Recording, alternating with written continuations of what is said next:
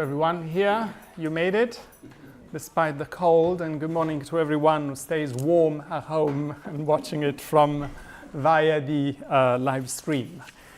So we are at the end of this series of 4 lectures on the issue of suffering and evil and the problem of suffering. I tried to entice you to come by promising that I would give the solution to the problem. I'm afraid probably is not going to happen. But I tried in this final lecture to give a little bit where I am, having thought about the issue for a while, and I'm planning, as I am at the moment, to write on it probably during the summer. These lectures have really been helped me to at least rehearse the arguments and have forced me a little bit to come to some, at least to some points, let's say, some landmarks, some marks on the sand. I say that with this lecture we come to the end of this series, but in reality we are going to carry on talking about the same issue from a different viewpoint with a series on healing. We're going to start from next Sunday with Gillian Strain, who is a former colleague of mine at St. Paul's Knightsbridge in London, who is the head also of a Guild of Health in the UK, and who is doing an extraordinary amount of work on healing and well-being. And I recorded with her a podcast last week, or 2 weeks ago, which has been now is available. So I will send you during this week a link to this podcast. So she interviewed me on prayer for healing. And I think this is going to be a very good introduction to the series on healing. I'm going to start next, we are going to start next weekend during the whole period of Lent. And then there's going to be this book group on, or conversations, as I said, on forgiveness, on the issue of forgiveness. This is going to be every Thursday evening between 6:30 and 8 during Lent online. So everyone who is interested in this can get in touch with me, and I will send information about this also during the week. So let's dive into the topic of today. Is there any value in suffering? So first I want to step back a little bit and try to recapture the whole what we have seen in the past few weeks. You remember that the main argument of theodicies, so the justifications of God, attempts to justify God when confronted with the problem of evil, is that it is faith in God that puts us in the position of having to hold together 3 apparently incompatible beliefs. The first one is creation. God created the world out of nothing, in the sense that what it means that we cannot believe that there was pre-existent matter or another divinity, evil divinity. So we cannot attribute evil to anything that was at the same time as God or before God. So everything that exists comes from God, directly or indirectly. So this is why we cannot get God off the hook, in a sense, for the problem of evil, because we are asked to believe that everything comes from Him. And then there is the fact that God is all-powerful. So if He is all-powerful, why He doesn't do anything for evil? And then God is love, the God revealed by Jesus Christ. So if God is loving, why does He make us suffer? And you remember Hume's sentence, if God, in number 2, give it again in number 2, the philosopher David Hume, if God is willing to prevent evil, is God willing to prevent evil but not able? Then He is impotent. Is He able but not willing? Then He's malevolent. And if He's both able and willing, where does evil come from? Now, the main problem, I hope it has become clear in the discussion we had in the past 3 weeks with this argument, is that it is based on an abstract understanding of what creation is, what power is, and what love is. As I told you last time, it would be what we would do if we were the creators of the world, how we would create the world, or how, if we were kind of all-powerful, how we would use this power.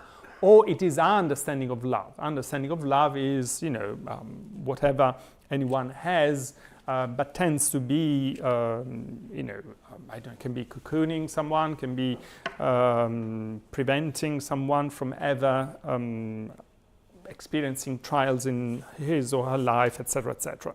Okay? So, in particular, we tend to understand creation almost as an act of wizardry. So God, has his magic wand, and without any really involvement. A wizard can whip up something, conjure up something out of nothing, let's say, without him implicating himself in any way. So often we have, unwittingly, this notion of creation in our mind. And then we understand, especially, I think, power in isolation from love, okay? Not as a loving power. What a loving power of the kind of love that God has would look like, okay? And then, more importantly, and this is the problem of basically all theodicies, they try to create arguments against evil or for the problem of evil that speak to everyone, whether they believe or they not believe in God.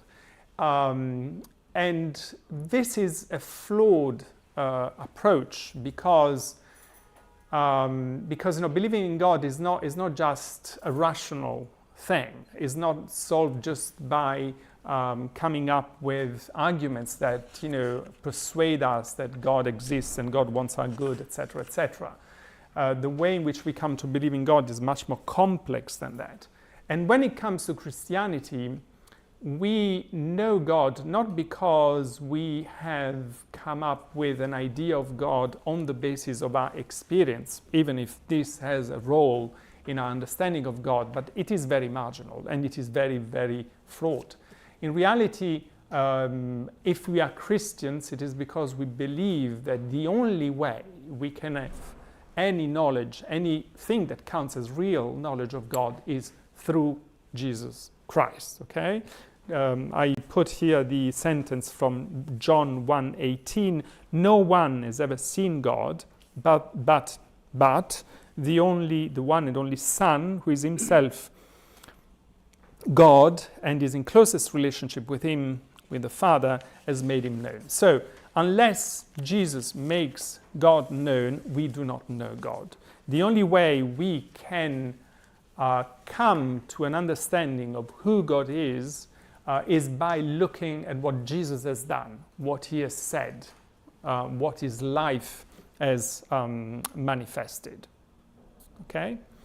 Now, interestingly, Paul, number 5 in your handout, Paul talks about new creation. It says that, what Jesus has done, in his life and his death on the cross and his resurrection is recreating the world.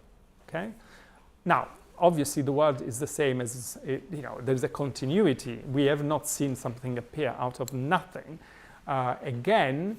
So what does it mean? And I think is by looking a little bit of how Jesus has realized this new creation that we can understand what the first, the original creation was. How did Jesus recreated the world? How did he, the world was going, wrong. This is why he came, God came, became incarnate. And Jesus did a number of things, okay? So what did he do?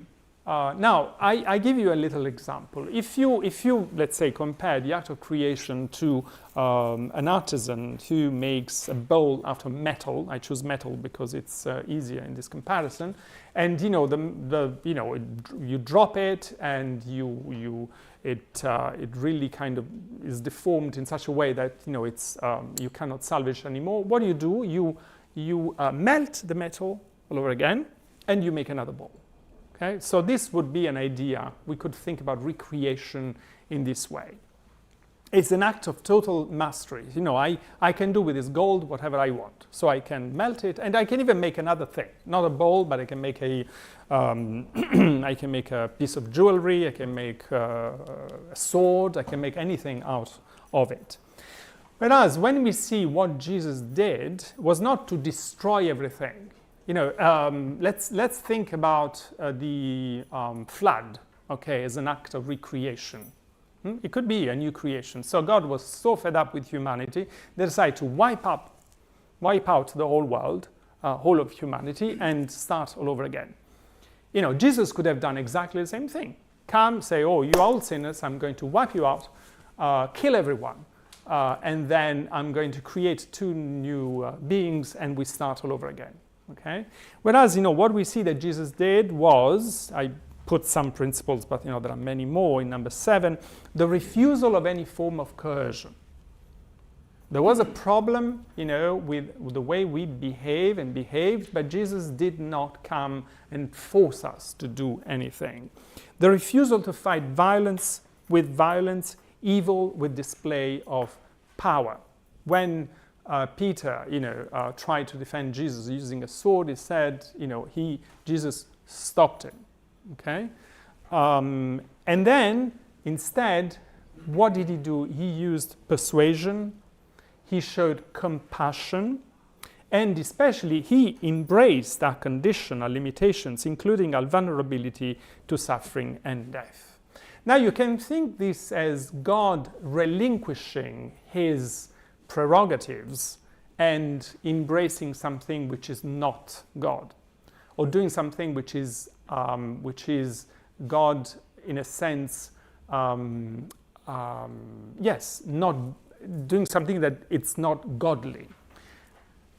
But, and I quoted you again here, Philippians 2:5-11, Jesus, though, and I said to you that this though means because, Christ Jesus, because he was God, did not count equality with God a thing to be grasped, but emptied himself. So the act of emptying himself, the act of humbling himself, the act of the choice of not using coercion, not using violence, not using, but choosing persuasion instead, is not a derogation to what God is, but it is what God is. It's the way God behaves. Is the only way he can do things.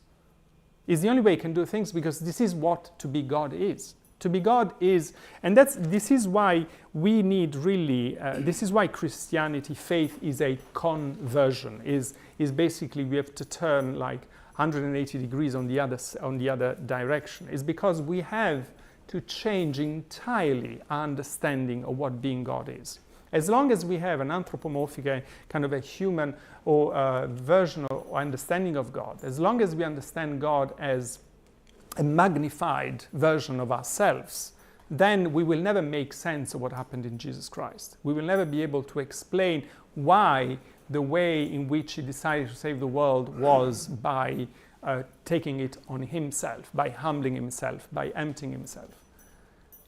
This is why it is only when we have access through faith to this understanding of who God is that then we see in a completely different way even the problem of evil and suffering. So what are the consequences of what I've just said? Well, 9.1, creation is not comparable to the work of an artisan who makes a metal bowl and who exercises total control over that which he calls into being. But as we saw last time, and I think last time really we touched something that at least to me speaks most about, who helps me most to see to come to some sort of understanding of why, especially natural evil, even in creating the world, God in a way emptied himself, humbled himself, made room for other than himself to come into existence.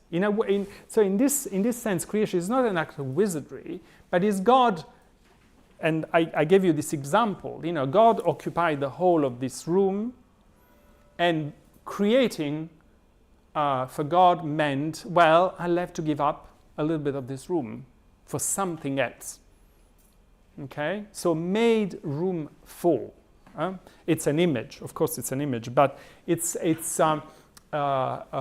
really, it gives us a sense of the fact that the act of creation is something that really implied that God accepted that something other than himself would come into existence, and that this something would not be God, okay, and that there would be an element of unpredictability and risk in this, which is very difficult to accept if we keep our understanding of God as all-powerful, always, and totally in control of everything. No, God relinquished control in order to create us. And God is not OCD, okay? When he takes us very seriously, and not us, but also the world. So when he gives existence, it really gives existence. When he gives freedom, it really gives freedom. When he makes a gift, he really does it, okay? And another element of God's character that appears throughout Scripture is that God is faithful. When God makes a gift, he never takes it back, even if it goes sour. Okay? So a comparison with parenthood, I think, can help us. Having a child can initially be perceived by the parents as giving birth to a continuation of themselves. Okay, I will have my little thing, it's going to be mine. The vocabulary we use. Now, this doesn't work even for dogs. Okay, I promise you. I mean, they are their own thing, and they can make your life much more interesting, let's say. So, with children, initially we might have this idea about having a child, but very, very soon we have to be, there's a reality check. The moment you have made room for a new life, a new person, your power, let's in inverted commas, to determine her or his future is very limited. Care, education, love can have a lot of influence in shaping the future of this new person, but what she or he will become as an element of unpredictability and risk. Now, obviously, creating the world is not the same thing as having a child, but there is a real kind of similarity there, And where is the similarity? Is that it's an act of love, okay? Accepting this unpredictability and risk is not an expression of lacking power, of lacking love, or lacking faithfulness. Power to have a child means ability to make room for the child, accepting the unknown, and that the only meaningful influence you will ever have on this child depends on your unconditional love. That is anything but total control. Try to control a child and see what happens. Okay? Now you see, it's evident. Total control is not what being a parent is. It might have been a fantasy of some, especially of some cultures. It would prevent the child from becoming a functioning and thriving human being. It would be an obstacle to a loving relationship. In a word, total control is the opposite of love. The more love is powerful, the less it is controlling, the more it is limited. This is why we cannot. The problem with the argument of evil is that we separate power from love in our understanding of God. The more love is powerful, the less it is controlling. The more it has to leave room for the unpredictability and the risk. Okay? It is an expression of power, but not raw power. but of the power of love. So in this light, we see how deeply flawed Hume's argument is. So he says, is God willing to prevent evil but not able? Well, God is absolutely willing to prevent evil. He doesn't want evil. He wants our good. Why does he create the world? Why does he create us? Why does he, in whichever way he did it? Certainly not to inflict suffering on someone, not to not to have something that goes wrong. So God is absolutely willing to prevent evil. And the reason why he's not always able, because he's able to prevent evil most of the time. I know that, we have been seeing the glass half empty for the past month. But, there is also a lot of beauty and a lot of, the universe, thank God. There is the sun, there is friendship. We are here today. We're still alive. That have to count as some good, right? But the reason why he's not always able to prevent evil is not because he's impotent, but because of the power of his love. Because his love is too powerful. And this loving power puts limitations on what God can do and implies that for our sake, God has to accept the possibility of evil. Okay? So, having said that, when we apply this to, you remember we distinguished moral evils and natural evils. Moral evils are the evil we cause.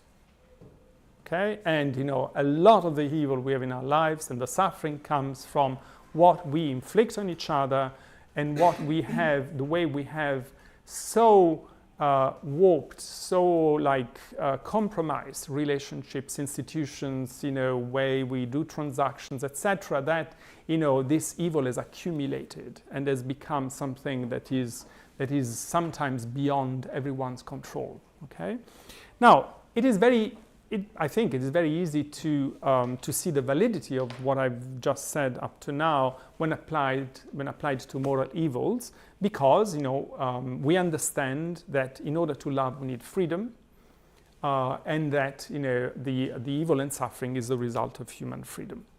It is a bit more complicated or more challenging with regards to natural evils, or rather natural bad things, earthquakes, illness, death.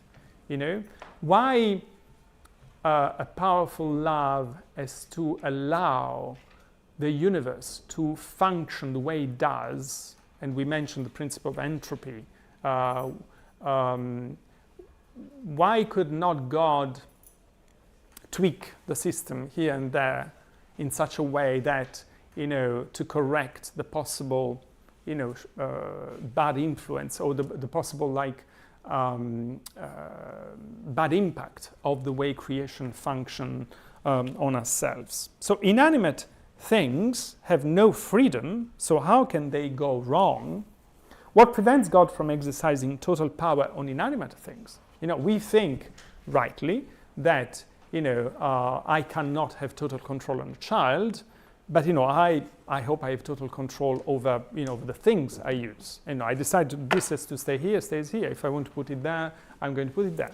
And I'm not feeling wrong by having what looks like total control on this lectern, for instance. Okay?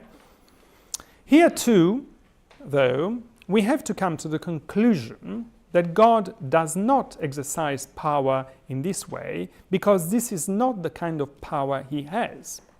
This is not the kind of God he is. And here it becomes a little bit, we can also be a little bit disappointed. We can find God pathetic, and I suppose a lot of people do, come on, really? And there is an argument for that. Even with inanimate things, he lets them be. Lets them deploy their own internal potential in ways that include unpredictability and risk. This is the only view compatible with science, what science tells us of the universe. What science tells us of the universe is there was, the beginning, there was just this whatever there was at the beginning, and then it exploded, the Big Bang, whatever the Big Bang was, and then out of that, and out of the way in which these particles interacted with themselves, here we are, okay, over billions and billions of years. So that, if we have to imagine an act of creation, is really giving to this whatever initial element was there the potential to develop into what we have now, but then letting it be, not being there like tweaking it all the time. The low regularity principle we mentioned during our first lesson. What we know is that this is the reality we have, and that's it. Let us remember that as long as no human beings are part of the picture, there is no evil and not even bad things. I mean, the fact that the way in which the temperature of the sun is millions and millions of degrees, or that it's not a problem for us because we are not on the sun, and we'll never. I hope we'll never be there.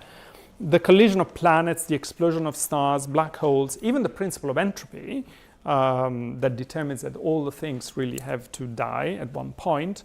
All these phenomena that are potentially dangerous for human beings are the processes that explain the creativity of the universe as we know it, and ended up producing the planet in which our life has become possible. These same processes can indeed be harmful to us when they happen on Earth. Let's think about earthquakes. An earthquake on Mars, is not even a bad thing. Is part of the life of that planet, right? And this is the part of unpredictability and risk that can cause bad things to happen to us. Now, this approach does not give us a rational explanation of evil and suffering and an answer to the argument against the existence of God. It is, as many thinkers say, is more a defense based on faith. Okay? It can really speak only to those who have faith in Jesus and believe that what we see in Jesus is a revelation of who God is. Now, briefly, I want to turn to a more pastoral or spiritual approach to these questions, and especially when the issue of suffering. So, is there any value in suffering? And we have been following for the past 3 really lectures and part of the lecture today the line of why evil and suffering. Now, it is true that, at least in my experience, whenever people, and this happens to me, I wouldn't say daily, but pretty much, as soon as someone knows I'm a priest, I tell to someone, a random stranger I meet at the club, and I tell him, I am. Oh, I shouldn't have said club online. And I say, I'm a priest. The first question is, they start immediately to talk about something that has been a cause of suffering for them, and they say why. But it is never really a question as to why. Because if I try to say, to say all the things I've said to now, I basically after the first sentence, the person doesn't listen anymore. Not because they would not potentially be interested in that. It's just because it's not the answer they want. First of all, when they ask why, it's only because they want to have someone who listens to their suffering. Okay? And really, most of the time, the real questions people have is not why, but why me? Okay? And especially, what now? What am I going to do, okay, with this experience in my life? I don't know what to do with this. And it is with regards to these 2 questions that indeed faith, I think, proves to be incredibly comforting and powerful. To the why me question, well, I think it has become clear by now that only lack of faith in God, or a very flawed form of belief in God, can indulge in the idea that God uses suffering either for our soul formation. You remember Hick, in our second lecture, was a form of punishment. Despite what a lot of the imagery of Scripture, especially in the Old Testament, might lead us to believe, God never uses suffering as a form of punishment or as a form of reward. This is a projection, a human projection on God, that God has spent thousands of years to help us to move forward from this anthropomorphic understanding of how God acts to what has been revealed in Jesus Christ. Okay, so this idea, and this could be the subject of an entire series of lectures in itself. God never uses suffering as punishment or as reward.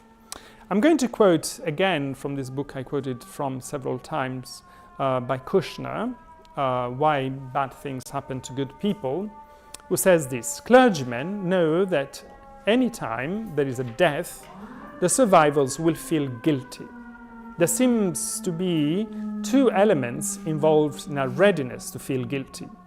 The first is our strenuous need to believe that the world makes sense, that there is a cause for every fact and reason for everything that happens. This leads us to find patterns and connections, both where they really exist. Smoking leads to lung cancer, people who wash their hands have fewer contagious diseases, and where they exist only in our mind. God sent me this illness to teach me a lesson. Okay?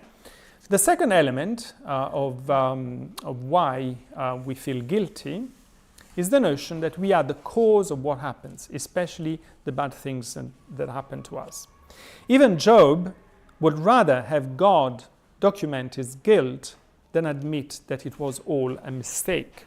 If he could be shown that he deserved his faith, then at least the world would make sense. See, very often we prefer to believe that, we must have done something.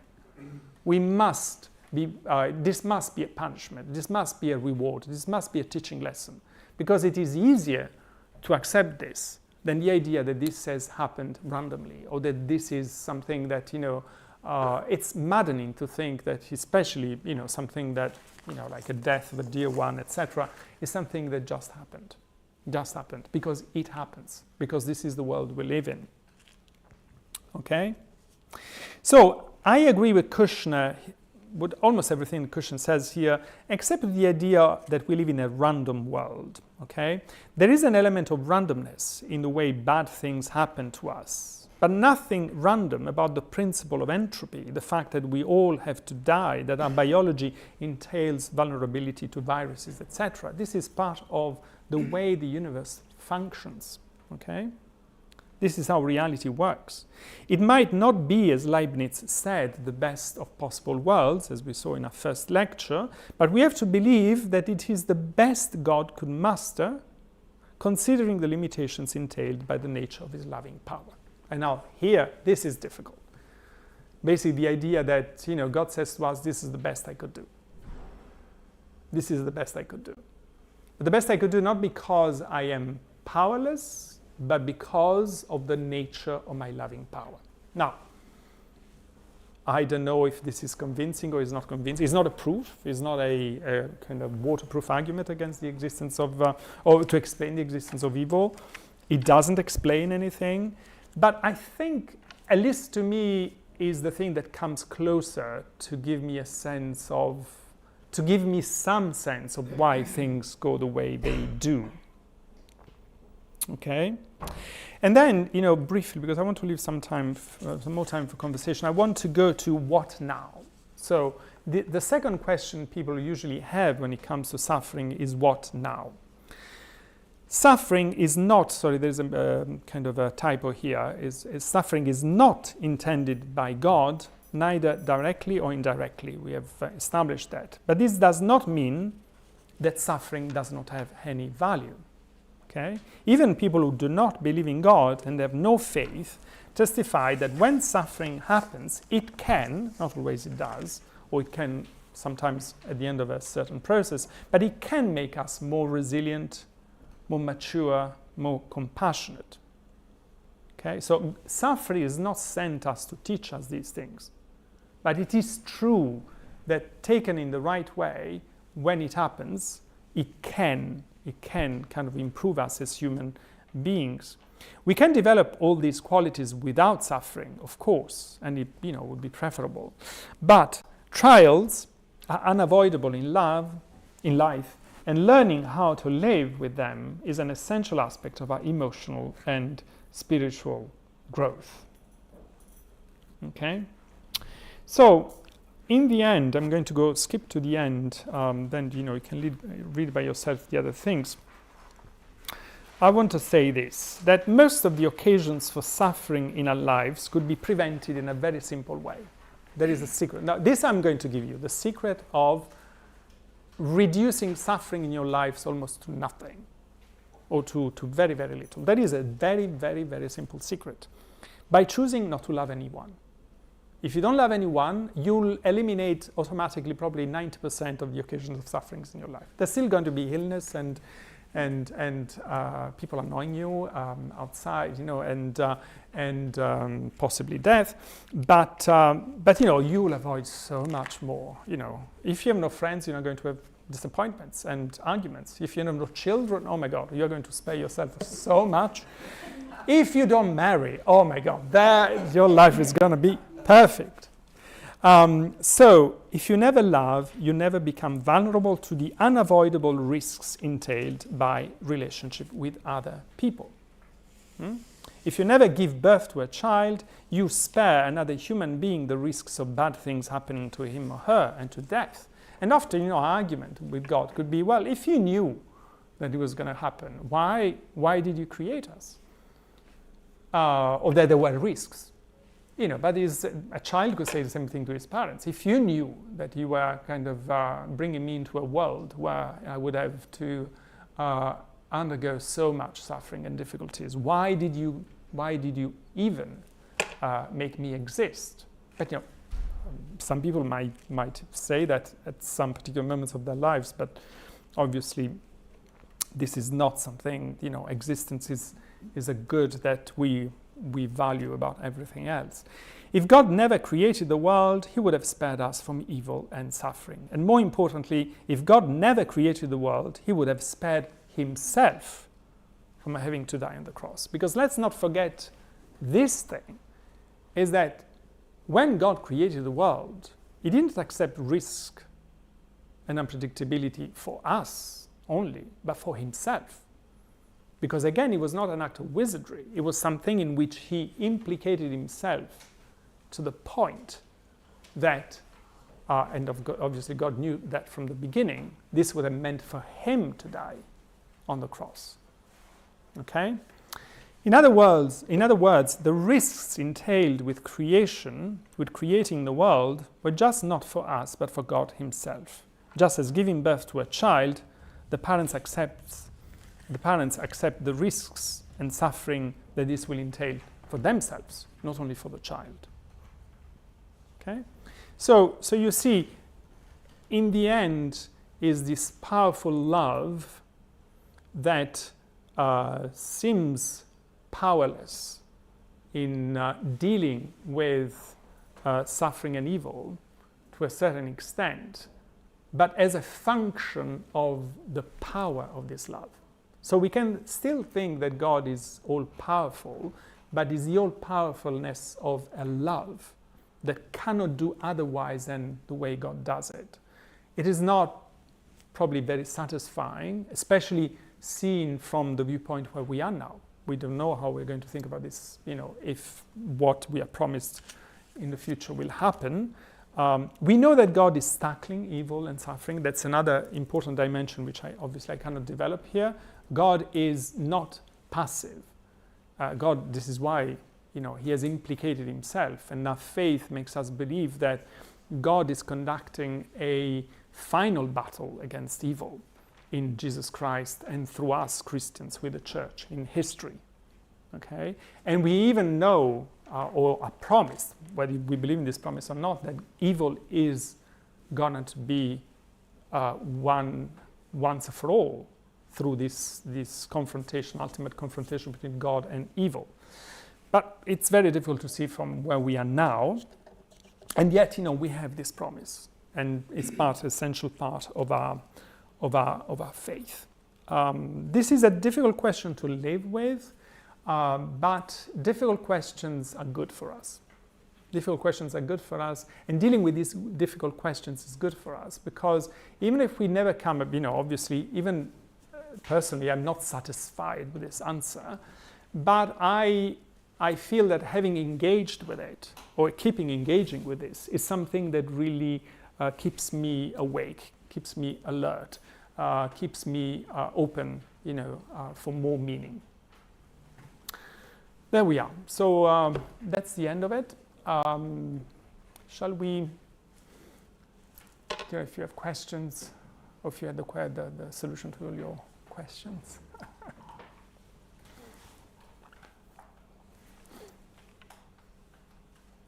Danielle, please. Yes. I'm going to hesitate because I'm going to ask a challenging question Yes. for a lot of people. But just with your analogy of children and bringing children into the world,